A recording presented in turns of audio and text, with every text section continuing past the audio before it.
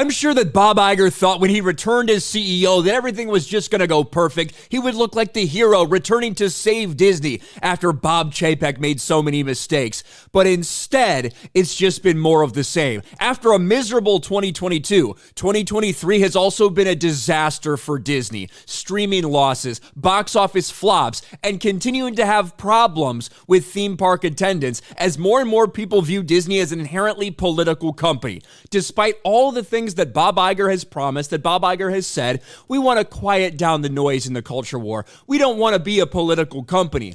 All of their actions speak to something entirely different. Bob Iger continues to do lip service, but no tangible action gets taken on any of those things. When you see over the past few years leaked Zoom calls from Disney executives talking about how they intentionally push a not-so-secret gay agenda and intentionally try to target children, how Bob Iger talks about pushing the LGBTQ agenda in their entertainment is just as important as the civil rights movement. When you see Disney plant a flag and say, we are standing with the woke activist freaks who want to sexualize kindergartners in school, and we're going to fight the state of Florida.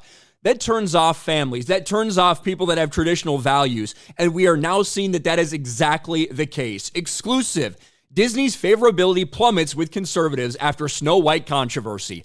Poll finds more than 60% of Republicans view Disney unfavorably. And to be fair, when you look at the other side of the political aisle, it's almost exactly reversed. Democrats have about a 60% favorable view of Disney compared to unfavorable. It's almost exactly the opposite of how conservatives or Republicans, however you want to define yourself, think about Disney. And there are certainly some companies out there that's going to be the case. They're not looking to cater to both sides. They might be exclusively pandering to one side or the other. That is not Disney. And for the past several decades of Disney, they've made it clear they're about family values. They're about families going to Disney. All of that is changing because of their actions. And of course, the Snow White controversy is absolutely there. Although I would say the Snow White controversy goes beyond just some sort of political rift. Yes, there were people that are upset that Disney wokeifies everything. There were conservatives upset about the woke race swap Snow White. All of Rachel Zegler's comments, 1,000%. But it was also longtime Disney fans that are sick and tired of seeing the things that they care about being disrespected and bastardized, slamming Rachel Zegler for her disrespectful comments about the original. But there is no denying when you look at some of these poll results, 61% have an unfavorable view of Disney, only 32% have favorable. On the flip side, for Democrats, 61% of Democrats view Disney favorably and just 29% unfavorably.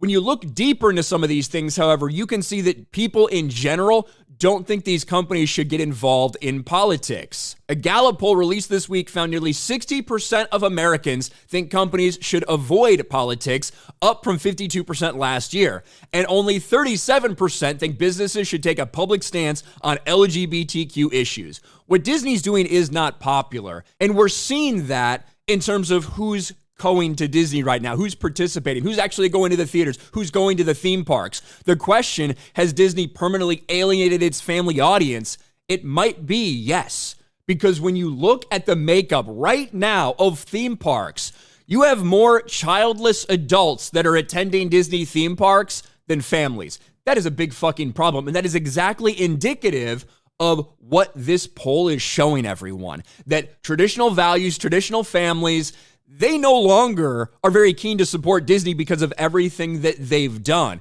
And of course, you're always going to have some people that don't have kids that are going to theme parks. That's fine. There's nothing wrong with that. But when you're a business, when your business has been so heavily reliant on families taking family vacations, and all of a sudden that's dwindling. All of a sudden, that's outnumbered by childless adults who aren't spending as much money, who don't have as many kids to spend stuff on. That is a problem for their business. That's why you're seeing Disneyland offer ridiculous discounts for kids in the next coming months, because they don't have very many at the theme parks right now, because they want to get families back, because they're desperate to get families back, because they're losing that family audience. Unfortunately, until Disney proves that they're not going to do all this shit anymore, until they prove they're not going to be involved in the culture war, until they stop shoving this stuff in all of their content, most families aren't going to come back to Disney. Plain and simple. We're seeing issues with the box office. We're seeing issues at the theme parks. We're seeing issues on streaming.